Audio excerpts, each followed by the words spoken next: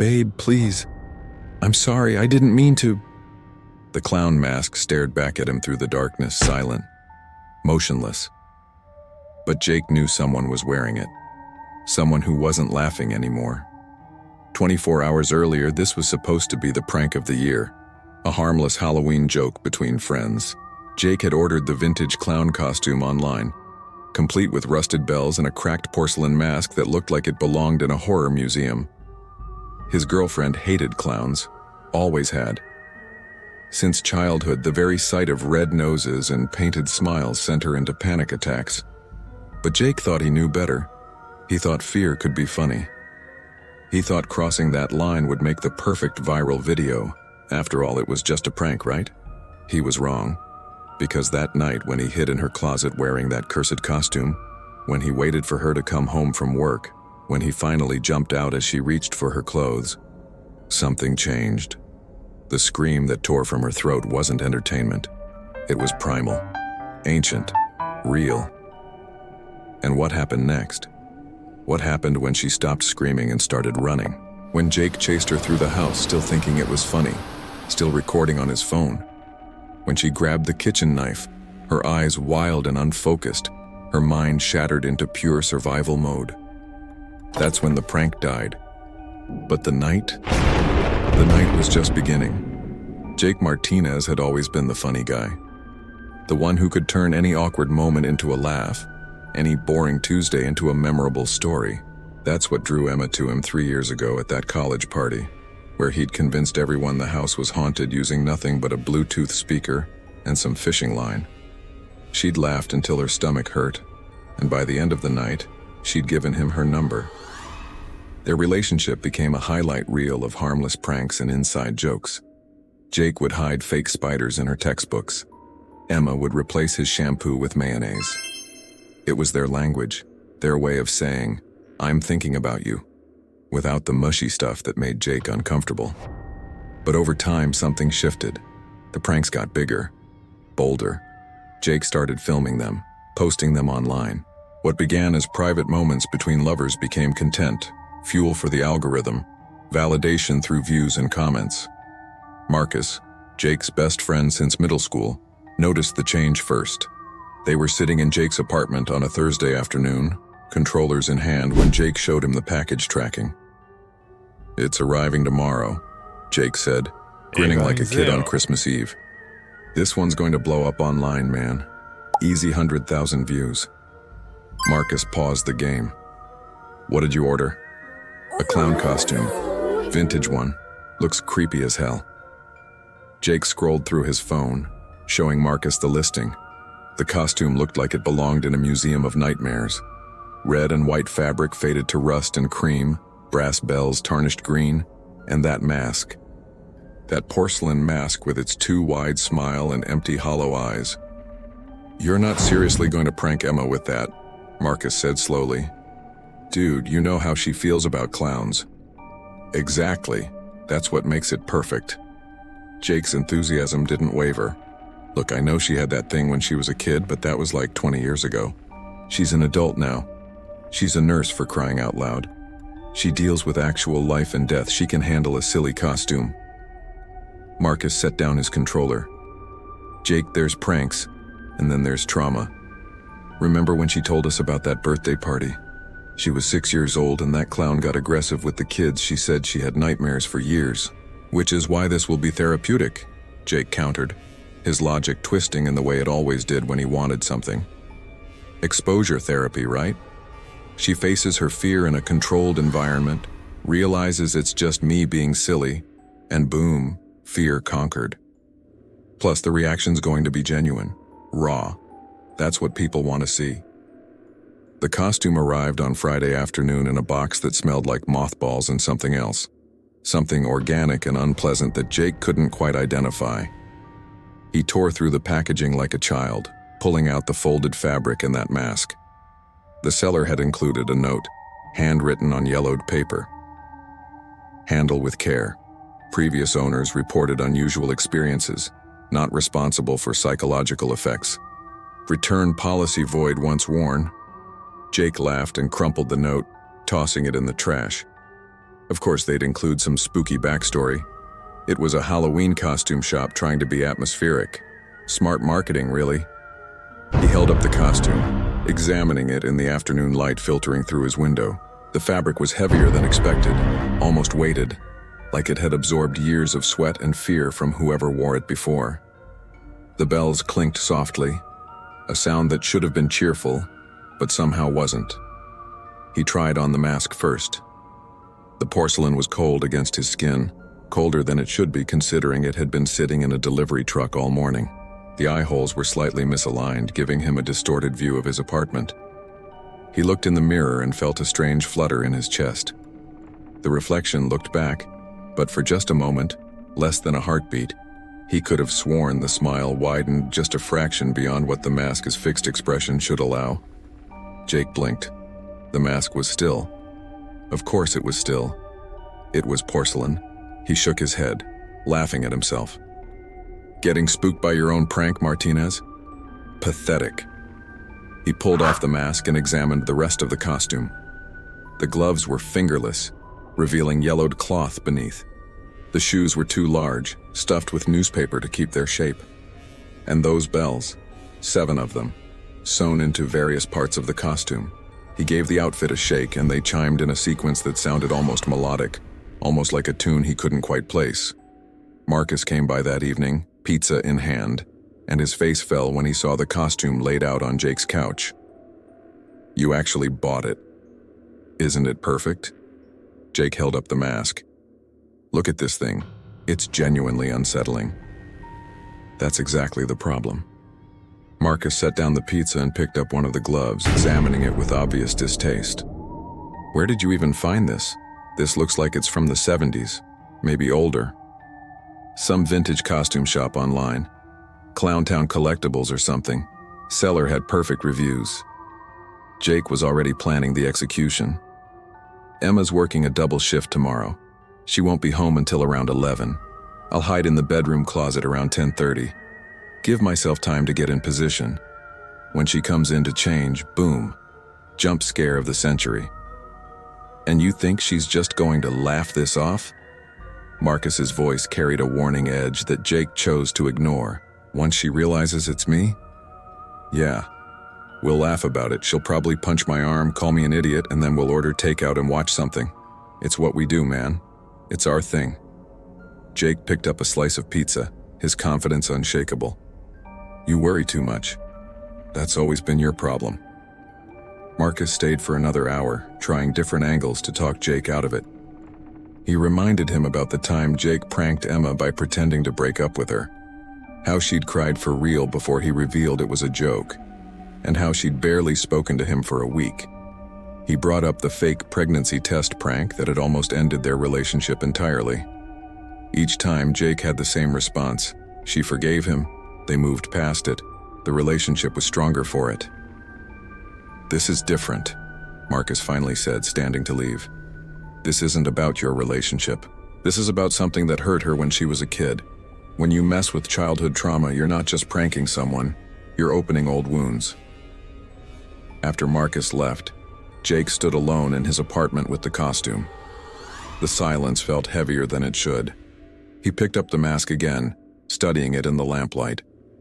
The painted details were remarkable, tiny cracks in the porcelain giving it character, the faded red of the nose, the black lines around the eyes that made them look sunken, hollow. He tried it on again, and again felt that strange coldness seeping through the material. In the mirror, wearing the full costume now, Jake looked like something from another era, not quite human. The bells chimed as he moved, and he practiced the motion he'd use when jumping out of the closet. Quick, sudden, arms raised. He watched his reflection mimic the movements, and for the second time that day, something felt off. The reflection moved with him. Yes, but there was a lag, a fraction of a second where the image in the mirror seemed to move independently, as if considering its own path before following his lead. Jake pulled off the mask quickly, his heart racing. The apartment was too quiet, too still. He laughed, but it sounded forced even to his own ears. Just a costume, he muttered. Just porcelain and fabric. But when he hung the costume in his closet for the night, when he climbed into bed and turned off the lights, he could hear those bells, soft, distant, like they were ringing in a room far away, even though he absolutely knew, that he'd left the costume completely motionless. Tomorrow, he told himself. Tomorrow Emma would come home. He'd scare her, they'd laugh, and all this weird energy he was feeling would make sense. It was just pre-prank jitters, excitement, anticipation, nothing more. But sleep didn't come easy that night, and when it finally did, Jake dreamed of a birthday party he'd never attended, and a child's scream that sounded eerily like Emma's voice, echoing from years and years ago. Emma's shift at St. Michael's Hospital had been the kind that breaks you.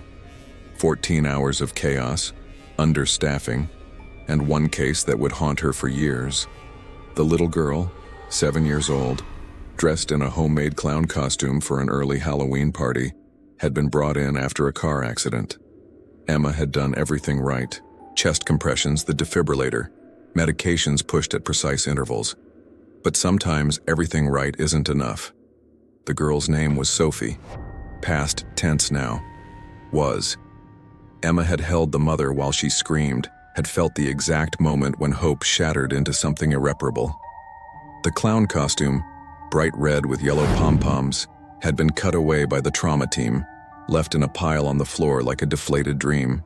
Emma couldn't stop seeing it in her peripheral vision for the rest of her shift, that splash of color against the sterile white tile. She drove home on autopilot, her hands shaking slightly on the steering wheel. The streets were decorated for Halloween. Fake cobwebs, plastic skeletons, inflatable ghosts swaying in the October wind. Normally she loved this holiday. The creativity, the community spirit, the excuse to eat too much candy. But tonight, everything felt sinister. Every decoration looked like a mockery of what she'd just experienced. When she pulled into the driveway of the apartment she shared with Jake, all she wanted was silence.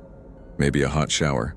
Maybe just to crawl into bed and let unconsciousness take away the image of Sophie's mother collapsing against the hospital wall. Jake's car was there, lights on inside. Good, she needed him tonight. Needed his arms around her. Needed him to tell her that she'd done her best. That she couldn't save everyone. All the things she knew intellectually, but couldn't feel emotionally.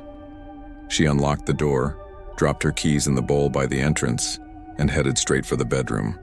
Her scrubs smelled like hospital, that mixture of antiseptic and desperation that no amount of washing could completely remove. She went to the closet, reaching for comfortable clothes, her mind still in that trauma room, still hearing the flatline tone that meant another family destroyed. That's when it happened. The closet door exploded outward. A figure lunged at her, red and white fabric, brass bells chiming, and that mask. That horrible porcelain mask with its too wide smile and empty eyes that reflected nothing. Nothing. Nothing. Emma's scream wasn't human. It was the sound of something fundamental breaking inside her. Every wall she'd built around her childhood trauma crumbling in an instant. She was 6 years old again, trapped at that birthday party where the clown had grabbed her wrist too hard, had leaned down with breath that smelled like cigarettes and whispered things that children shouldn't hear.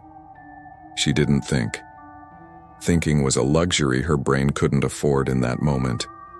She ran, not away from the bedroom but toward the kitchen, operating on pure survival instinct that screamed she needed a weapon, needed something to make this stop. Behind her, she heard Jake's laughter, that distinctive laugh she normally loved, but it sounded distorted through the mask, mechanical and wrong. "Baby, it's just me, it's just a prank." His voice was muffled, still amused, still thinking this was entertainment. Emma's hand closed around the knife block. She pulled out the largest one, the chef's knife they'd bought together at Target, the one they used for Sunday meal prep. She spun around, and Jake was there in the kitchen doorway, still in the costume, still wearing that mask, and Emma's vision tunneled. Red edges, pounding heartbeat in her ears. She raised the knife. "Get away from me!" Her voice cracked. "Get away!" Jake's laughter died. The phone in his gloved hand, he'd been recording, of course he'd been recording, slipped and clattered on the floor. Whoa, Em, put the knife down, it's me, it's Jake. He reached for the mask, but she lunged forward and he stumbled backward into the living room. I said, get away! She was crying now, tears streaming down her face, but the knife stayed raised. Jake tripped over the coffee table, falling hard on his back, and Emma was on him in seconds, the blade coming down. He rolled at the last moment, and the knife embedded in the carpet inches from his head. Emma, stop, it's me! Jake ripped off the mask, revealing his face, terrified now, eyes wide, no trace of amusement left. It's me, baby, it's Jake, I'm sorry, I'm so sorry. The knife was still in her hand. Jake's face was pale, his breathing rapid. And slowly, like ice melting, Emma's mind started to reconnect with reality. She looked at the knife, at Jake on the floor beneath her, at what she'd almost done. The weapon slipped from her fingers and she collapsed sideways, a keening sound escaping her throat that was somehow worse than the scream. I lost a patient tonight, she whispered, rocking back and forth. A little girl, 7 years old. She was wearing a clown costume. Jake felt like he'd been punched in the chest. Oh my God, Em, I didn't know. I wouldn't have. They held each other on the living room floor, both crying now, both shaking. Emma clutched his shirt, and Jake wrapped his arms around her, the costume's fabric rough against her cheek. I'm sorry, he kept repeating. I'm so sorry. I wasn't thinking, I'm an idiot, I'm so sorry. Minutes passed, maybe hours. Time felt broken. Eventually, Emma's breathing steadied. She pulled back, looking at his face, really looking at him. You could have been killed, she said quietly. I almost killed you. You didn't. I'm okay. We're okay. Jake tried to smile, but it came out wrong. Let me just get this stupid costume off and we can... He reached behind his neck for the zipper. It wouldn't budge. He tried again, pulling harder. Nothing. The costume seemed to have sealed itself. The zipper mechanism fused or stuck or something. What the hell? Emma wiped her eyes, watching as Jake struggled with increasing desperation. He tried pulling the costume over his head, but it wouldn't stretch. Tried the Velcro seams, they wouldn't separate. The gloves seemed to have melded to his hands. Jake, what's happening? I don't know, it's not. Panic edged into his voice, and that's when they heard it. Both of them at the same time, their heads turning toward the hallway in perfect synchronization. Bells, chiming. Not the ones on Jake's costume. These were coming from deeper in the apartment, from the bedroom. You're wearing the only costume, right? Emma's voice was barely a whisper. Jake nodded slowly, his face draining of color. They stood together and Jake picked up the knife from the floor. His hands were shaking so badly the blade trembled. They moved toward the bedroom, each step feeling like walking through mud. The bells continued, rhythmic now, almost musical. A melody that Jake recognized from somewhere, from his dreams the night before, from a place he couldn't quite access. The bedroom was dark. They'd left the light on when Emma first arrived. Something had turned it off. Jake's hand found the switch, flicked it. The overhead light flickered once, twice, then stayed on. And there, standing in the corner where the closet door remained open, was another clown. Same costume, same mask, same bells. But this one was taller. The proportions were wrong, too elongated, like someone had stretched a human form on a rack. The mask tilted slowly, regarding them with that permanent smile, and Jake felt his bladder nearly let go. That's not possible, Emma breathed. That's not... Jake, what did you do? I just bought a costume. I ordered it online. I don't... Jake's thoughts were fragmenting. Puzzle pieces that wouldn't fit together. The note. The seller's warning. Previous owners reported unusual experiences. We need to leave. Now. But when they turned to run, another clown stood in the bedroom doorway, and this one was smaller, more compact. This one's bells chimed in harmony with the first. Jake and Emma pressed against each other, backs to the wall as the two figures began to move. Not walking, gliding, like they existed slightly outside the normal rules of physics. The taller clown raised one hand, pointing directly at Jake. Its bells chimed 3 times. The smaller clown mirrored the gesture, pointing at Emma. 3 chimes in response. And then they both tilted their heads in that same unsettling way. And even through the porcelain masks, Jake could feel them smiling. Really smiling now. Not with paint and craftsmanship, but with genuine hungry amusement. Jake's costume, the one fused to his body, began to tighten. The fabric constricted around his chest, his throat, his limbs. The bells on his costume started chiming on their own, joining the symphony from the other 2 clowns. He tried to scream, but the collar had closed around his neck. Beside him, Emma was screaming enough for both of them. The last thing Jake saw before his vision started to dim was his own reflection in the dresser mirror. The mask he'd removed earlier was back on his face somehow, impossibly. And in the reflection, his smile was widening, cracking the porcelain, revealing something underneath that wasn't flesh at all. The prank was over. The performance? That was just beginning. The police found Jake's apartment 3 days later when Marcus, unable to reach his best friend, finally convinced the landlord to do a wellness check. The door was unlocked. The lights were on. Everything was eerily normal, except for 3 things. First, there was the phone on the kitchen floor still recording. The video file was corrupted. 17 hours of footage that showed nothing but static and the occasional flash of red and white fabric. Audio was worse. Bells chiming in patterns that sound engineers later said shouldn't be possible with brass, overlapping frequencies that seemed to form words when played backward. Second, there were the costumes. 3 of them laid out carefully on the living room floor. Vintage clown costumes, all identical, all pristine as if they'd never been worn. The porcelain masks were arranged in a triangle, facing each other. When the forensics team tried to move them, 2 officers experienced immediate panic attacks. The costumes were eventually removed by a hazmat team and currently sit in an evidence locker that no one enters without a partner. Third, and most disturbing, was what they found in the bedroom closet. Scratches on the inside of the door, deep gouges in the wood that analysis proved were made by human fingernails.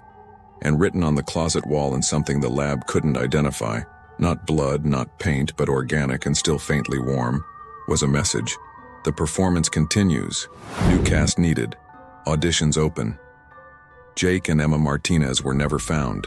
Their bank accounts showed no activity. Their phones last pinged at their apartment and then went dark. The case remains open, filed under missing persons, though the detective assigned has quietly admitted he doesn't expect to find them.